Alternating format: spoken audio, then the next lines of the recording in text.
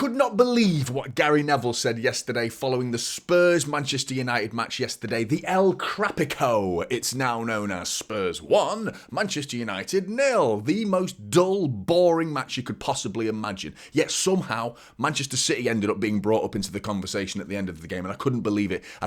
Now, Gary Neville is a man of many, many words. Now, I don't subscribe to the idea that anything that comes out of his mouth is an agenda against Manchester City, has a target to bring down Manchester City just because once upon a time he used to play for Manchester United. I don't subscribe to that. I agree with a lot of what he says and I disagree with a lot of what he says.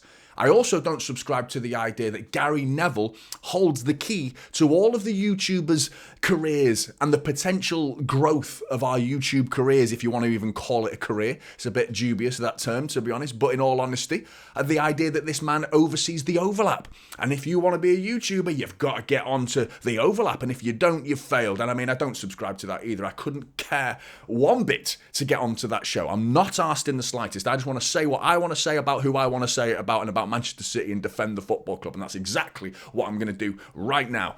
Have a listen to what he said first of all, before the comment that he actually made. At other clubs, City, United, probably, you always felt you could get a player off Tottenham.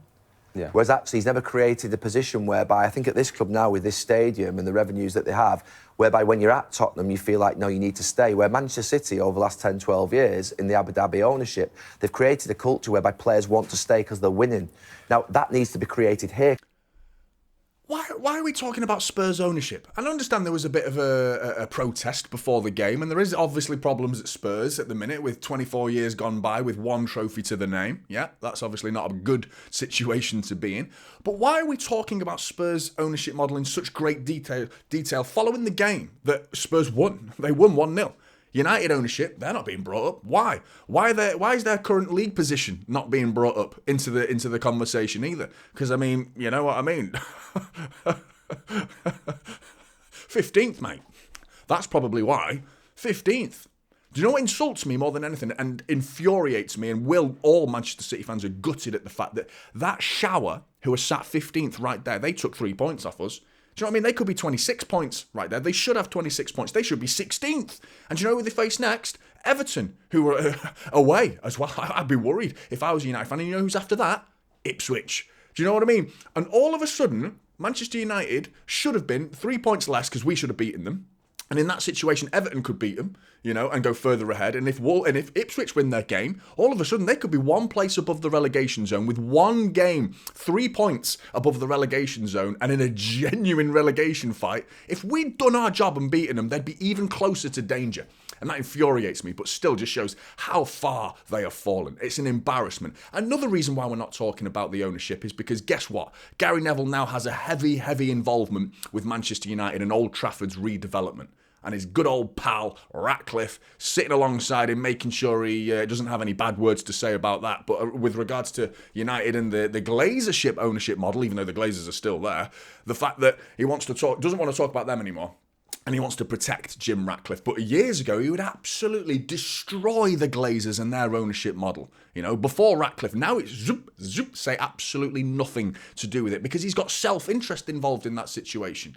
You know, he's looking after his own interests because he wants to make sure he gets a say in what happens at Old Trafford and make sure he gets to stay as an involved a party involved in the Old Trafford redevelopment. So, I mean, the ultimate deflection, this is deflecting away from the football club. Now, what he actually said with regards to Manchester City was this. You know, Tottenham's a bigger club than Manchester City, let's be really clear.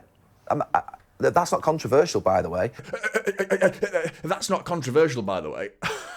Play it again. Tottenham's a bigger club than Manchester City, let's be really clear. That's not controversial, by the way. The stuttering and stammering suggests that even you, Gary Neville, think that was controversial. Even you realise what you've just said. Even you. Tottenham's a bigger club than Manchester City, let's be really clear. That's not controversial, by the way. When Manchester City were taking over... Well, you say that.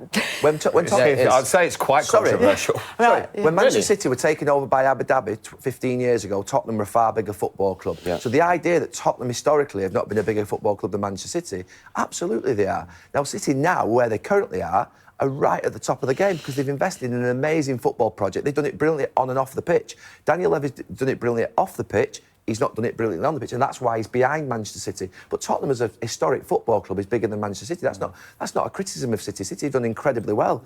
They're an amazing football club now in terms of their wins and everything like that. But Tottenham historically are a bigger club, let's be clear. What is this definition of big when it comes to being a football club? I mean, most people draw their eyes to the trophies or draw their eyes to the fan base. That tends to what most fans do in terms of like highlighting the two aspects of football clubs and how well they are ran and how big they are. So let's do both. And rather than just selectively choosing certain eras of football, let's look at the whole of history, because all of a sudden we've got certain agendas from certain fan bases that want to focus on that aspect of history. I mean, as of yesterday, that was history. Yesterday, what I had for breakfast this morning is now history. You know what I mean? Everything as of recent history is still history. Even if it's recent, less recent, or going back to the 1930s. That's exactly what we're going to do, by the way. If you want to be fair about it, let's look at the whole history of Manchester City versus Spurs. Okay, so I mean, you only need to look at the fan base. Look at this.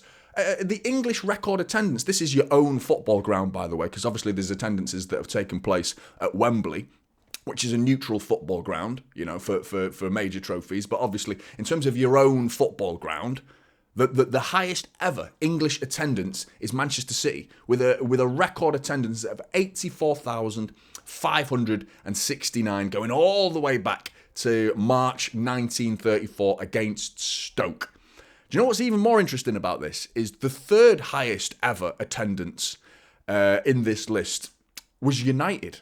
And that was a game against Arsenal. And do you know where they were playing? Do you know where they were playing? Main Road.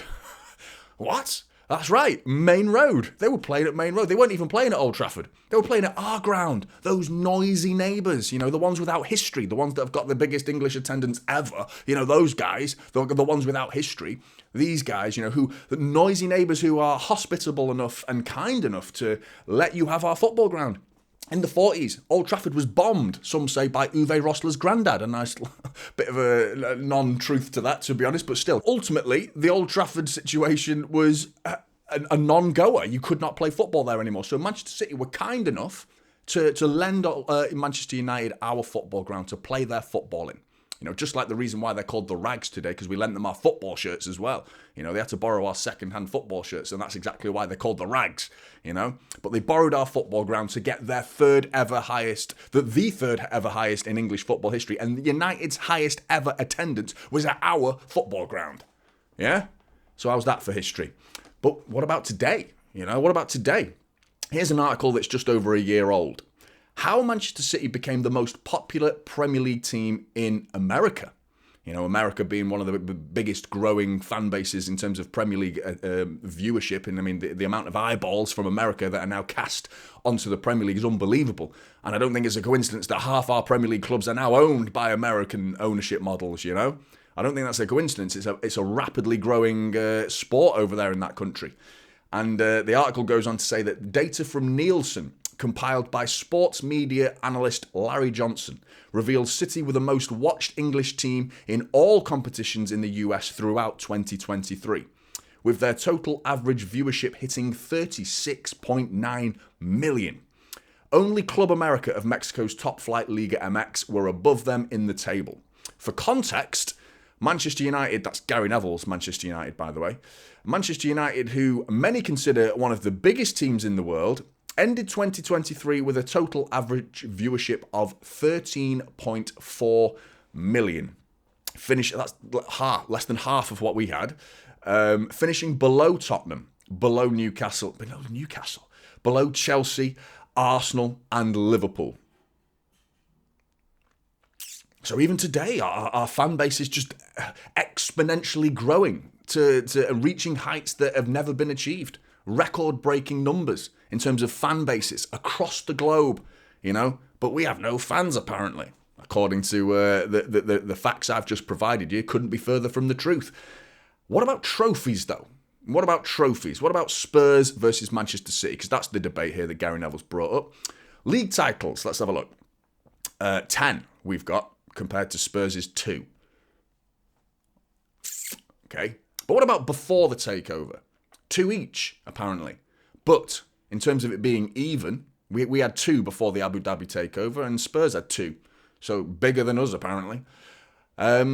Ours goes back all the way to 1931, and the oldest league title that Spurs won was 1957. So over 20 years earlier, we were winning league titles. So there's your history, going 20 years older than the massive football club, the massive historic football club that is Spurs. And in terms of the rest, look at the number of red. The red indicates that you've lost, basically, in this graphic. Champions League, yeah. FIFA Club World Cup, yeah. Euro Super Cup, yeah. Nothing. Lots of zeros there for Spurs, isn't there? Lots of zeros. Euro Cup winners, we've tied on that one. Europa League, the B Cup, the one that the second best trophy to win in Europe. Not the big one. Not the one that everyone wants. Not the one that even Arsenal haven't won. The football club that Arsenal are bigger than Spurs. Not even they've won a Champions League, Everyone's getting taken down today. Europa League, yep, we've got 0. So Spurs 2, they beat us on that. They do beat us on FA Cup, so well done, Spurs. We are in an FA Cup this season, though, so if we go and bag ourselves an FA Cup this season, we're going to tie with them on that as well. So, yeah. League Cups, smashing it. Double the amount of that they've got. Community Shields, we've tied on that. League Cups, brilliant from City again. But total, yeah. I think that puts that to bed, really. Next. This is typical City.